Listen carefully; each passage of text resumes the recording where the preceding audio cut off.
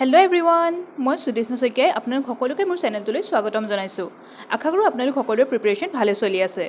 আপোনালোকক মই সুধিছিলোঁ যে মই অলৰেডি 100 MCQ ছিৰিজ এটা আনিছিলোঁ BEdৰ কাৰণে, আৰু আপোনালোকক মই সুধিছিলোঁ যে এইটো ছিৰিজ কণ্টিনিউ কৰিব লাগিবনে নালাগে, যিহেতু আমি 100টা কুৱেশ্যন অলৰেডি কমপ্লিট কৰিলোঁ 4টা পাৰ্টত। আপোনালোকে সেইখিনি কোনোবাই যদি চোৱা নাই সেইখিনি চাবলৈ নাপাহৰিব। কিন্তু আপোনালোকৰ কমেণ্ট ছেকশ্যনত দিছে যে ছিৰিজটো কণ্টিনিউ কৰিব লাগে, চ' আকৌ পুনৰ ছিৰিজটো কণ্টিনিউ কৰিছোঁ। 100টা কুৱেশ্যন অলৰেডি ডিছকাছ কৰিছোঁ, ইয়াৰ পিছৰখিনি ডিছকাছ কৰিম। টোটেল আমি 25টাকৈ কুৱেশ্যন ডিছকাছ কৰিম পাৰ ভিডিঅ'। আপোনালোকে চাবলৈ নাপাহৰিব। আৰু মই আগৰ কোৱাদৰে কৈছোঁ যে আনচাৰটো আপোনালোকে নিজে ফাৰ্ষ্টে মনত ক'ব, আৰু যদি শুদ্ধ হয় সেইটো আপোনালোকে নিজে মাৰ্কছ দি যাব। চ' লাষ্টত 25ৰ ভিতৰত আপোনালোকে কিমান মাৰ্কছ পালে মোক কমেণ্ট ছেকশ্যনত জনাবলৈ নাপাহৰিব। লগতে চেনেলটো ছাবস্ক্ৰাইব আৰু ভিডিঅ'টো লাইক কৰি যাবলৈ নাপাহৰিব। পলম নকৰি আজি ভিডিঅ'টো ষ্টাৰ্ট কৰোঁ। ফাৰ্ষ্ট কুৱেশ্যন নম্বৰ 51 আছে, যিহেতুকে আমি ফাৰ্ষ্ট 50টা কুৱেশ্যন ডিছকাছ কৰিলোঁ, নেক্সট 50টা, এইটো নেক্সট 51ৰ পৰা। Which national assessment center is to be establish to set standard for the student assessment. কৈছে নেশ্যনেল এছেছমেণ্ট চেণ্টাৰ কোনটো খুলিব লাগে, যিটো মানে এষ্টাব্লিছ কৰিম বুলি কৈছে, যাৰ কাৰণে ষ্টুডেণ্টৰ এটা ইউনিভাৰ্চেল এছেছমেণ্ট হ'ব পাৰে, চবৰ কাৰণে এটা ছেইম লেভেলৰ। NTA, পাৰখ, NCERT, CBSE। চ' কি হ'ব? পাৰখ। Option number B is correct. Next question, by 2030 the minimum degree qualification for teaching will be. কৈছে যে 2030লৈকে চবতছে মিনিমাম কোনটো কোৱালিফিকেশ্যন লাগিব আপোনালোকে যদি টিচিং কৰিব বিচাৰে। 1 year BEd, 2 year BEd, 4 year integrated BEd, masters degree in education. So' কোনটো লাগিব আপোনালোকক? Option number C, that is 4 year integrated BEd। Next question, which degree course has been discontinued under the NEP 2020? NEP 2020 আণ্ডাৰত কোনটো course discontinue কৰা হৈছে সুধিছে। MAd, MPhil, PhD, DLED। চ' কোনটো কৰা হৈছে? Option number B, that is MPhil কোৰ্চটো discontinue কৰা হৈছে। Next question number 54. The secondary stage in the new structure includes which classes? So আমি গম পাওঁ যে 4টা ষ্টেজ দিছে টোটেল। চ' ইয়াৰ ছেকেণ্ডেৰী ষ্টেজটো কোনটো হয়? Class 6 to 8, Class 8 to 10, Class 9 to 12, Class 11 to 12. So, here correct answer কি হ'ব? Class 9 to 12. Option number C is correct. Next question number 55. Common entrance exams for admission to the universities will be conducted by which? কৈছে যে common entrance exam যোনখিনি conduct কৰে, কোনে conduct কৰিব? UGC, NTA, AICTE, NCERT। চ' কোনে conduct কৰিব? আমি সকলোৱে হয়তো জানো কোনে, NTA, national testing agency. Next 56, NEP 2020 aims to ensure every child achieved foundational literacy and numeracy by the grade 3 by which year? 2022, 2025, 2030, 2035. So মনত ৰাখিব, ফাউণ্ডেশ্যনেল লিটাৰেচি আৰু নিউমাৰেচি গ্ৰেড 3লৈকে কেতিয়ালৈকে এচিভ কৰিব বিচাৰিছে? একচুৱেলি 2025ৰ ভিতৰত। Option number B is correct. Next কুৱেশ্যনটো দিছে, what is the full form of NETF? NETFৰ ফুল ফৰ্ম কি? The technology forum to be created under the NEP 2020। National education technology foundation, national education technology forum, national electric training forum, national network of the education and technology facilities. So' ইয়াৰ correct answer কি হ'ব? National education technology forum. Option number B is correct. Next question number 58. Which body will be single regulator for higher education excluding law and medical? So কোনে regulate কৰিব সুধিছে? UGC, HEGC, NHERC, AICTE। চ' কোনে কৰিব? Correct আনচাৰটো কি হ'ব? Option number C, national higher education regulatory council. মনত ৰাখিব, option number C is correct. Next question, the middle stage of schooling under NEP 2020 comprises by classes. So কোনকেইটা class থাকে middle ষ্টেজত? 1 to 3, 3 to 5, 6 to 8, 9 to 12. So কোনটো হ'ব? 6 to 8. Option number C is correct. Next question, the first national policy on education in India was formulated in which year? First national policy কেতিয়া উলিয়াইছিলে এডুকেশ্যনৰ ওপৰত? 1947, 1964, 1968, 1986. চ' কিমান হ'ব? 1968. Option number C is correct. Next পাৰ্টটোত আমি discuss কৰিম Padma awards 2026। Padma awards বহুত important হয়, মানে কি একচুৱেলি এৱাৰ্ড ছেকশ্যনটো ইম্পৰ্টেণ্ট হয়। ইয়াৰ ভিতৰত আমি এতিয়া পদ্মা এৱাৰ্ডছটো ডিছকাছ কৰিম। চ' ইয়াৰ ফাৰ্ষ্ট 61st কুৱেশ্যনটো হয়, in which year Padma awards instituted? So' কৈছে পদ্মা এৱাৰ্ডছ কেতিয়াৰ পৰা ষ্টাৰ্ট হৈছিল? 1947, 1950, 1954, 1961. চ' কেতিয়াৰ পৰা হৈছিল? 1954. Option number C is correct. আৰু ইয়াৰ লগত পদ্মা এৱাৰ্ডছৰ লগত আৰু কি আমাৰ হায়েষ্ট চিভিলিয়ান এৱাৰ্ড কি হয় ভাৰত ৰত্ন সেইটো একেলগে ষ্টাৰ্ট হৈছিল 1954 পৰা নেক্সট কুৱেশ্যন সুধিছে which is the second highest civilian award in India so' first highest মই ক'লোঁ ভাৰত ৰত্ন তেতিয়া নেক্সটটো কি হ'ব সুধিছে ভাৰত ৰত্ন পদ্ম বিভূষণ পদ্মভূষণ পদ্মশ্ৰী কি হ'ব second Padma Vibhushan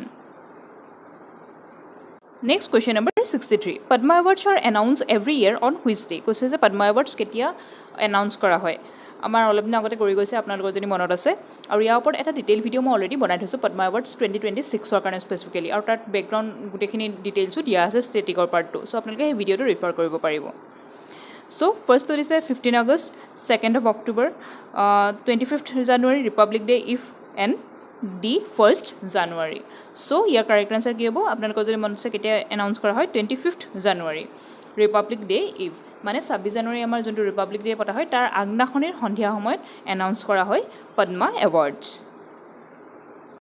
next question number 64 how many personalities from Assam receive the Padma awards in 2026 so' 2026ত কেইজনে পাইছে অসমৰ পৰা সুধিছে 3 5 7 10 চ' কেইজনে পাইছে 5 জনে option number B is correct next কুৱেশ্যনত আছে Kabindra পুৰকাষ্ঠ who received the Padma Shri posthumously in 2026 was associated with তেওঁ কিহৰ লগত ৰিলেটেড আছিল সুধিছে আৰ্ট এগ্ৰিকালচাৰ পাব্লিক এফেয়াৰ্ছ চ' কিহৰ লগত আছিলে তেওঁ পাব্লিক এফেয়াৰ্ছ আৰু তেওঁ পদ্ম শ্ৰী এৱাৰ্ডছ পাইছিলে এইবাৰ যোনে যোনে পাইছে সকলোৱে পদ্ম শ্ৰী এৱাৰ্ডছে পাইছে অসমৰ পৰা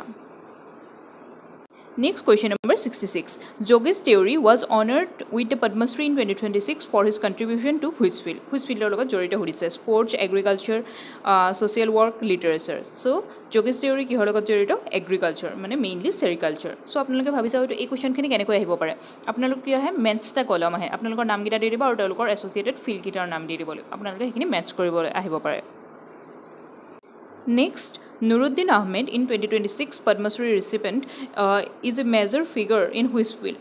Folk dance, art, theatre, stagecraft, science and engineering, literature. So kihor logot jorito Nuruddin Ahmed sir art that is theatre and stagecraft. Option number B is correct. আৰু আমি যে নামসকল পঢ়ি আছোঁ এইকেইজনেই হৈছে যোনে পদ্মশ্ৰী এৱাৰ্ড পাইছে 2026ত অলৰেডি আমি তিনিজনৰ নাম ডিছকাছ কৰিলোঁ এইগৰাকী হৈছে 4 নম্বৰ গৰাকী 68ত আছে Pakhila Lekthepi receive the Padmashri in 2026 for preserving the folk music traditional of which tribe Bodo Karbi Mising Rabha so' কোনটো ফ'ক ছংছ তেওঁ গাইছিলে Karbi option number B is correct next question Harisaran Saikia in a 2026 awardee is a veteran exponent of which classical dance Kathak Manipuri Satriya Odissi so teo kine asile Harisaran Saikia Satriya dance option number C is correct next question is who has the final authority to approve the Padma Awards finally kune approve kore hodise parliament Padma Awards committee prime minister and president of India and chief justice of India so kune finally approve kore president and prime minister of India option number C is correct next আমি discuss কৰিম again sustainable development goals চ' এইকেইটা টপিকে আমি repeatedly discuss কৰি থকাৰ কাৰণটো হৈছে আপোনালোকে যদি PYQ বিলাক চাইছে আপোনালোকে দেখিব এইখিনি টপিকৰ পৰা এটা নহয় এটা কুৱেশ্যন আহিবই আৰু কথাটো হৈছে আগৰ আপোনালোকে দেখিছে যে কাট অফ মাৰ্ক কম আছিলে কিন্তু এতিয়া কাট অফ মাৰ্কো হাই হৈছে চ' আপোনালোকে কুৱেশ্যনৰ টপিকটো হয়তো একেটা আহিব পাৰে কিন্তু কুৱেশ্যনটো অলপ হাই লেভেলৰ আহিব পাৰে চ' আপোনালোকে সেই টপিকটোৰ লগত ৰিলেটেড সকলোখিনি কুৱেশ্যন পঢ়ি যাব লাগিব আৰু সেইটো কাৰণে মই এইখিনি বহুত ডিটেইলত ডিছকাছ কৰি আছোঁ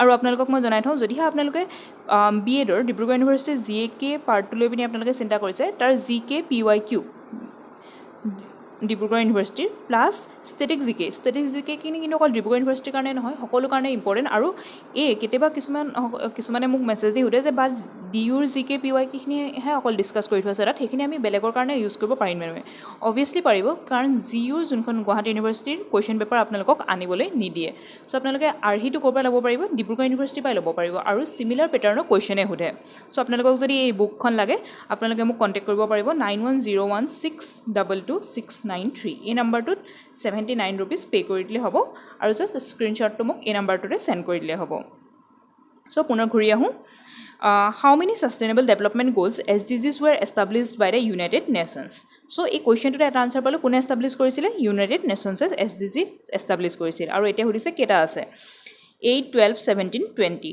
so কেইটা আছে 17টা option number C is correct next question number 72. What is the target year of achieving SDG? SDG কেতিয়ালৈকে achieve কৰিব বিচাৰিছোঁ আমি 2025, 2030, 2040, 2050. So কিমানলৈকে 2030 লৈকে. Option number B is correct.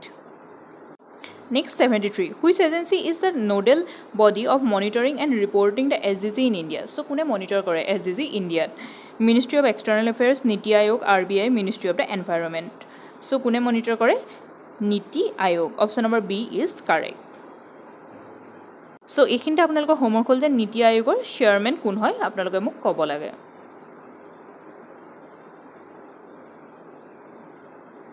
Next question number 74. SDG 1 aims to end which of the following? So SDG 1 to কি হয় directly সুধিছে hunger, poverty in all its form, literacy, gender equality. So year correct answer কি হ'ব option number B, that is poverty লগত related SDG 1. এনেকুৱা আপোনালোকে total 17টা SDG কিন্তু মনত ৰাখিব লাগিব আৰু তাৰ কাৰণে already actually detail video বনাই থোৱা আছে static GK playlistত গৈ চাব পাৰিব Next question number 75. আৰু এটো আজি ভিডিওটোৰ কাৰণে শেষৰটো কোৱেশ্চন হ'ব যেহেতু আমি টোটাল 25টা কৈ কোৱেশ্চন ডিসকাস কৰিম বুলি কৈ থৈছো আপোনালোকে ইয়াৰ ভিতৰত কিমান মাৰ্কস পালে কিন্তু মোক কমেন্ট সেকশনত জনাবলৈ নাপাহৰিব আৰু কিবা যদি ডাউট থাকে মোক কমেন্ট সেকশনৰ জৰিয়তে জনাব Zero hunger is the objective of which SDG? Zero hunger কোনটোৰ SDG objective হয় SDG 1 2 3 4 so কোনটোৰ হয় option number B, that is SDG 2 হয় zero hunger ইয়াৰ পৰা আমি দুটা জানিলো এটা হয় SDG 1 কি আছে no poverty SDG 2 কি হয় zero hunger আজি ভিডিওটোৰ কাৰণে ইমানে আছিল পুনৰ এটা নতুন ভিডিও লগ পাম তেতিয়ালৈকে ভিডিওটো চোৱাৰ কাৰণে ধন্যবাদ Thank you for watching